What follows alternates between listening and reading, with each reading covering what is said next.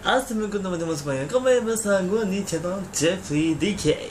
Baiklah, seperti biasa kita akan membahas mengenai episode terupdate Ultimate DK. Yang kali ini kita akan membahas mengenai episode ke-21 yang berjudul Harga dari Kemakmuran.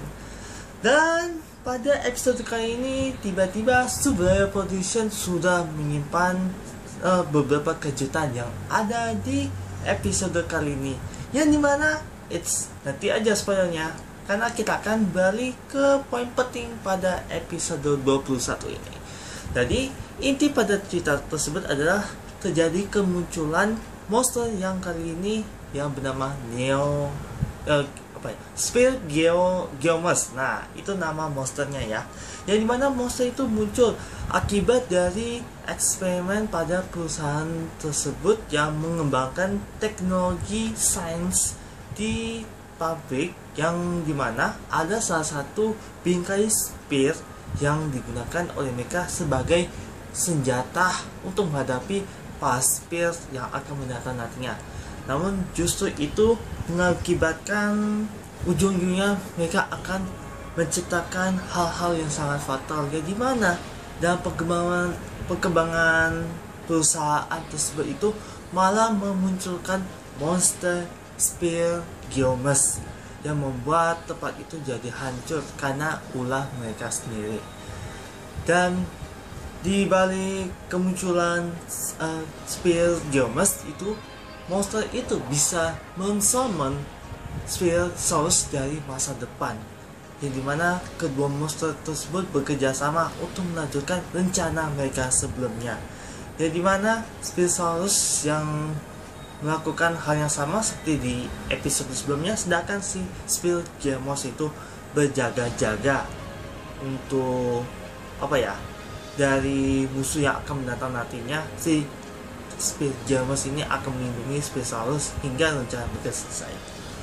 Dan pada perencanaan monster itulah para Gaslight itu yang pada akhirnya membuat rencana untuk menghentikan kedua monster sekaligus dengan menggunakan es plasma dari perusahaan itu dan mengalahkan monster yang ada di hadapan mereka, yaitu Spearosaurus dan juga Spear Geomers. Lalu pada hari itu juga mereka melaksanakan rencana tersebut untuk menghentikan kedua monster yang membuat Spear Barrier ini jadi lebih mengecil untuk menghancurkan seisi bumi. Namun di pertengahan rencana yang mereka lakukan atau misi, tiba-tiba si Kanata ketemu kembali dengan secara shock, yang mana itu seolah si Kanata tidak menyadari kalau ada si Agams di sampingnya dalam pertempuran itu. Yang dimana si Agams itu pun menyampaikan seperti apa yang ada di pikirannya mengenai manusia yang begitu serakah menggunakan spear itu sebagai senjata yang pada akhirnya membawa mereka dalam kehancuran atas ulahnya mereka sendiri, yang membuat si Kanata tidak bisa membantu apa-apa dalam melindungi mereka dengan ucapannya si Kanata secara skakmat. Yang apalagi pas si Spearosaurus yang pada akhirnya dikalahkan oleh Nurse DC yang menggunakan es plasma, dan meski itu pun digunakan sebanyak sekali saja, yang pada akhirnya mereka menggunakan Nurse Cannon dalam mode normal. Di sini kita juga lihat kalau si Spearosaurus itu yang sempat mati diserap energinya oleh Spear Geomers, lalu disummon kembali Spearosaurus itu dari masa depan, yang membuat Kanata sangat frustasi akan itu, membuat dia tidak bisa berubah jadi Decker akan keraguan yang ada pada dirinya gitulah, yang membuat dia tidak bisa berubah. Seolah si Kanata ini yang memakan ucapannya si Agams itu jadi tidak percaya akan hal itu. Namun pada kemunculan Spinosaurus atas panggilannya si Spirogemos itu malah menghancurkan Spinosaurus dari masa depannya yang dihancurkan oleh sesuatu. Ya ternyata itu kemunculan Ultraman Dyna yang muncul dari masa depannya lewat portal Spirogemos, yang monster itu memanggil rekan monster lainnya yang membuat Dyna muncul dari portal itu. Ya, ini merupakan kejutan yang paling dinantikan oleh para fans Ultraman Dyna, yang selama ini mereka nantikan. Mereka ingin Decker kolaborasi dengan pendahulunya, yaitu Ultraman Dyna. Di sini banyak referensi dari 25 tahun kemudian di serial Ultraman Dyna. Di sini sungguh nostalgia banget, apalagi dalam fight-nya itu si Dyna jadi lebih berpengalaman untuk mengalahkan monsternya. Apalagi dalam serial Ultraman Dyna dia pernah dikalahkan monster Neo, intinya si Geomos lah sebutannya ya, dan dimana si Dyna yang dulu menghadapi Geomos yang begitu sulit, yang pada akhirnya dia lama-lama jadi terbiasa dalam mengalahkan monster yang sangat kuat itu. Apalagi dengan kemunculan Terraphaser yang membuat si Agams itu shock, karena kemunculan Dyna dari masa depan pun segera menghabisi Dyna sekaligus yang ikut campur dalam ikut campurnya rencana si Agams itu, yang membuat jadi berantakan rencana si Agams dalam menaklukkan bumi.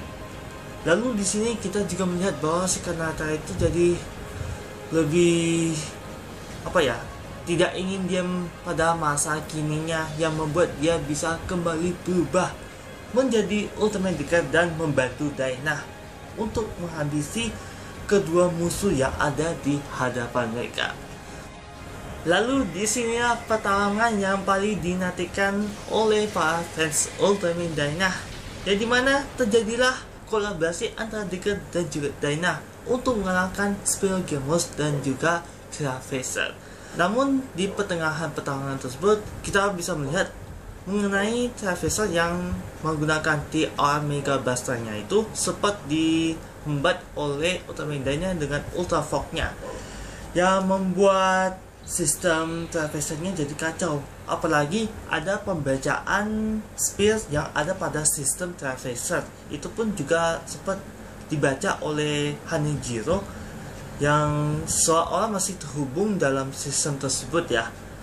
Yang pada akhirnya Terraphaser pun mundur dari pertarungan tersebut, yang menyisakan Spirogemos yang harus dikalahkan oleh Decker dan juga Dyna. Dalam pertarungan tersebut kita bisa melihat ya, kalau si Dyna ini tidak lupa dengan ciri khasnya yang benar barbar banget. Tepat di hadapan Spirogemos itu dia menggunakan Soul-Jet Ray-nya untuk membawa Spirogemos itu jauh dari mereka berdua.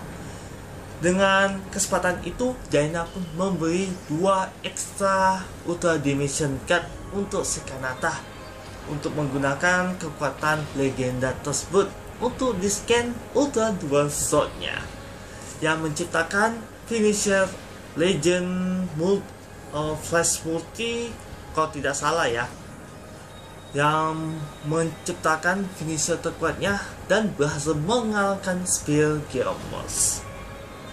Di sini dalam pertemuan mereka berdua pun ada salah satu pesan yang disampaikan oleh Dyna kepada Decker, ya, dimana di masa depan tiada satupun yang tahu. Maka dari itu, untuk menentukan masa depan tentukanlah pada diri sendiri. Yap. Di sini kalau pas akhir scan-nya tidak satupun kemunculan Shin Asuka itu ditampilkan dari tampilan sosoknya maupun dari suaranya, yang pada akhirnya si Daina pun disampaikan lewat telepati. Ini persis banget seperti Ultraman Trigger yang di episode 19, yang dimana hanya memunculkan Ultraman 3 nya saja, tidak dengan aktor ya sekaligus gitulah. Ya pada akhirnya si Daina pun kembali dengan melewati portalnya si Spellgamos yang baru saja dikalahkan oleh Deckard dan kembali ke tempat dia berada. Gak tahu itu di masa depannya Deckard atau tidak, ya pasti dia kembali ke waktu yang harusnya dia berada. Mantap. Jujur untuk episode kali ini gue bakal kasih jempol, karena lumayan banget sih untuk tampilannya, apalagi meski tidak sebagusnya Ultraman Trigger dan juga Ultraman 3, tetapi gue tetap memberi jempol karena sudah memuaskan hatinya para fans Ultraman Daina. Ya meski tidak begitu banyak versi yang muncul di episode kali ini, tetapi setidaknya dengan kemunculan Ultraman Daina itu sudah membayarkan rasa puas hatinya para fans Ultraman Daina.